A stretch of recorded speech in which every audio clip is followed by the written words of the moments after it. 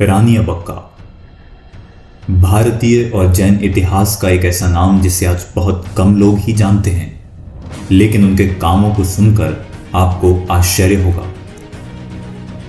रानी अब्बक्का और कोई नहीं बल्कि भारत की पहली महिला स्वतंत्रता सेनानी थी। नारी शक्ति का वह सशक्त उदाहरण जिसके नाम पर साल 2012 में रानी अब्बक्का नामक गश्ती पोत को भारतीय तटरक्षक बल में शामिल किया गया था। अब्बक्का का जन्म कर्नाटक में स्थित उल्लाल नगर के चौटा राजघराने में हुआ था। चौटा वंश के राजा जैन थे और उल्लाल उनके राज्य की राजधानी थी। चौटा वंश मातृवंशीय परंपरा का पालन करता था। जाहिर है कि मातृवंशीय परंपरा एक ऐसी सामाजिक व्यवस्था थी जिसमें परिवार की स्त्रियों का ओहदा प्रमुख होता था और संपत्ति व शासन का हक बेटों के बजाय बेटियों को दिया जाता था। इसी परंपरा के मुताबिक अब्बक्का के मामा तिरुमला राय ने उन्हें उल्लाल नगर की रानी घोषित किया। रानी अब्बक्का को बचपन से ही तलवारबाजी, घुड़सवारी, तीरंदाजी, युद्ध कला और राजनीति का बहुत अच्छा ज्ञान हो गया था और वे उसमें कुशल बनी। रानी अब्बक्का को युद्ध लड़ने और शासन व्यवस्था संभालने का अच्छा खासा प्रशिक्षण दिया गया था। ऐसा भी माना जाता है कि रानी अब्बक्का लड़ाई में अग्निबाण का उपयोग करने वाली आखिरी शख्स थी। उनकी अच्छाइयों और वीरता के कारण ही उन्हें अभया रानी कहा जाता था। जैन होते हुए भी उन्होंने ऐसे राज्य पर शासन किया जिसमें हिंदू और मुस्लिम प्रजा बहुसंख्यक थी।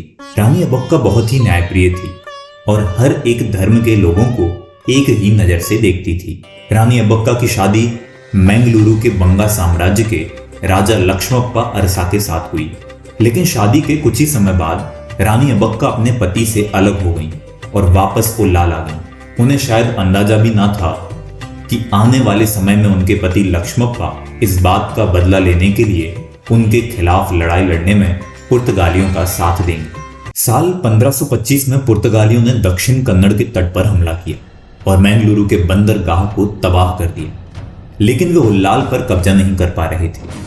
रानी अब्बक्का की रणनीतियों से परेशान होकर पुर्तगालियों ने उन पर यह दबाव बनाने की कोशिश की कि रानी उन्हें कर चुकाए, लेकिन रानी अब्बक्का ने समझौता करने से साफ इनकार कर दिया, जिसके बाद साल 1555 में पुर्तगालियों ने लड़ाई लड़ने की कोशिश की, लेकिन रानी अब्बक्का उन्हें हराने में कामयाब रही। साल 1557 में पुर्तगालियों ने मैंगलुरु को लूटकर बर्बाद कर दिया।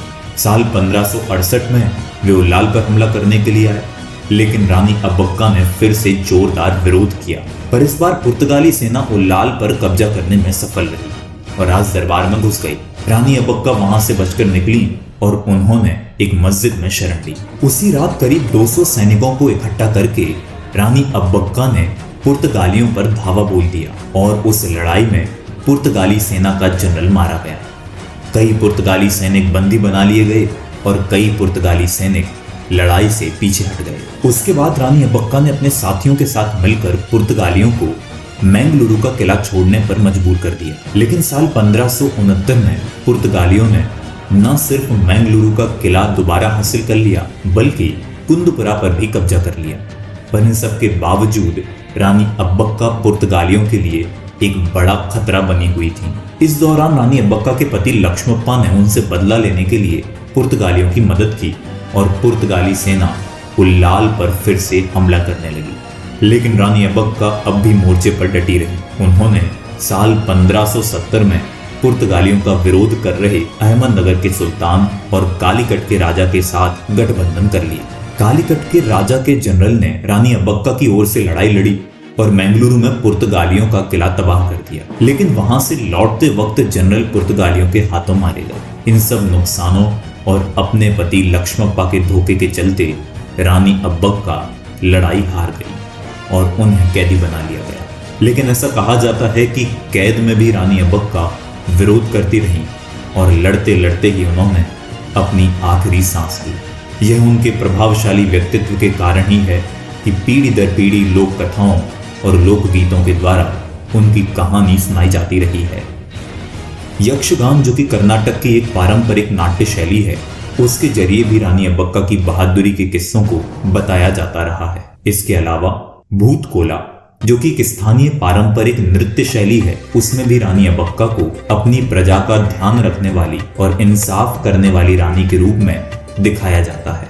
आज भी रानी अब्बक्का चौटा की याद में उनके नगर उल्लाल में उत्सव मनाया जाता है और इस वीर रानी अब्बक्का उत्सव में प्रतिष्ठित महिलाओं को वीर रानी अब्बक्का प्रशस्ति पुरस्कार से नवाजा जाता है।